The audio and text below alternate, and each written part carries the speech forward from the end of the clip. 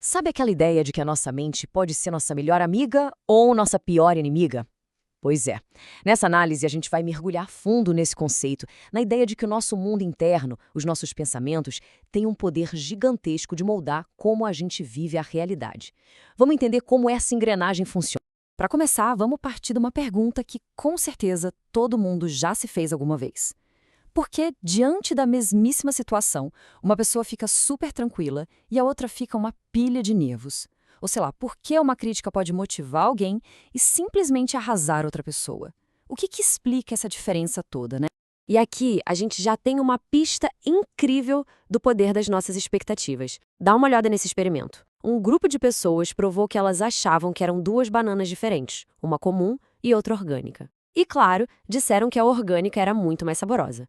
A grande surpresa eram duas metades da mesmíssima banana. Ou seja, o pensamento sobre o que estavam comendo mudou literalmente a percepção do gosto. Isso prova que nossa mente pode alterar até os nossos sentidos. Tá, mas qual é o segredo por trás disso tudo? A resposta está num conceito fundamental da psicologia, conhecido como modelo cognitivo. Pensa nele como se fosse a chave para a gente finalmente desvendar essa ligação entre o que acontece lá fora e o que a gente sente aqui dentro. E o mais genial desse modelo é que ele é super simples de entender, mas muito, muito poderoso.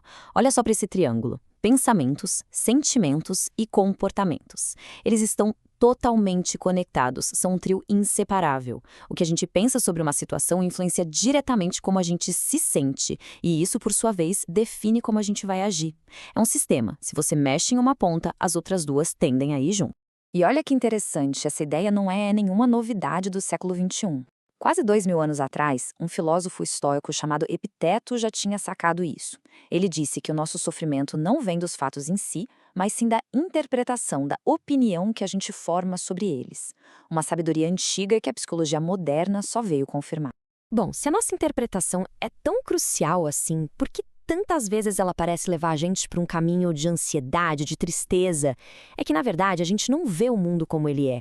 A gente enxerga através de umas lentes, uns filtros mentais que acabam distorcendo a realidade. E a base desses filtros todos são as nossas crenças fundamentais. Imagina que elas são como a fundação de um prédio, sabe? Construídas ao longo da vida, tijolo por tijolo, com cada experiência que a gente vive. São aquelas ideias bem profundas sobre quem somos, tipo, eu sou capaz ou eu não sou bom o suficiente, que acabam colorindo todo o resto. E um dos filtros mais teimosos que existem é o tal do viés de confirmação. Basicamente funciona assim: a gente não olha os fatos para depois tirar uma conclusão. Não. A gente primeiro decide no que acreditar e depois sai pelo mundo caçando qualquer prova que confirma o que a gente já pensava. Então, se alguém acredita que é incompetente, vai dar uma atenção enorme para o menor errinho que cometer e ignorar completamente os acertos e elogios. E é aí que a coisa pode virar uma bola de neve, um ciclo vicioso. Como esse diagrama mostra, um pensamento negativo alimenta um sentimento ruim, que por sua vez nos faz focar em mais coisas negativas, reforçando aquele pensamento original. Vira uma profecia que se cumpre sozinha. A pessoa acorda pensando, hoje o dia vai ser horrível, e sem perceber, age de um jeito que, no fim das contas, o dia se torna horrível de verdade. Ok, o cenário parece meio complicado, né? Mas calma, existe uma ferramenta muito poderosa para a gente conseguir quebrar esses ciclos e, quem sabe, limpar um pouco essas lentes. A solução está na arte de questionar os nossos próprios pensamentos, e esse processo pode ser dividido em passos bem simples. Primeiro, é preciso pescar aquele pensamento que simplesmente brota na mente, o pensamento automático.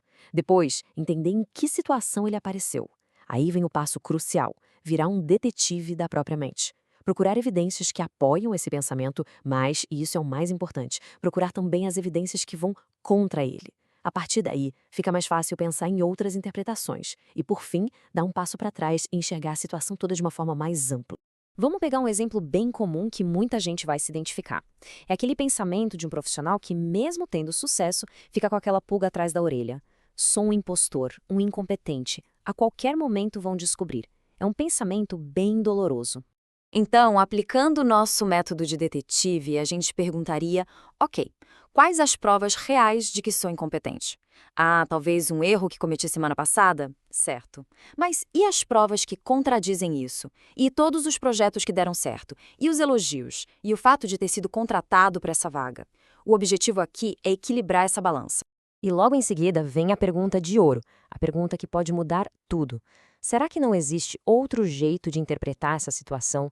Talvez aquele erro não seja uma prova de incompetência, mas sim uma parte super normal de aprender algo novo.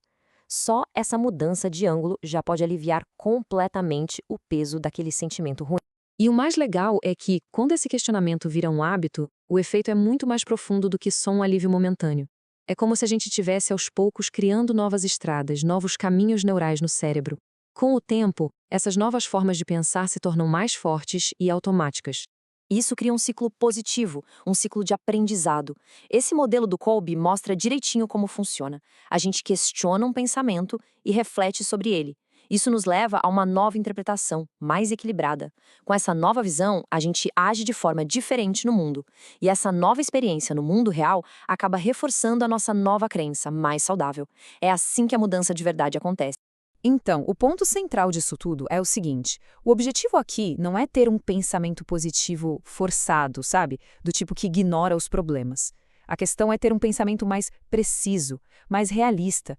É como trocar uma lente toda distorcida por uma com o grau certo, que mostra a realidade de forma mais nítida e, consequentemente, menos assustadora.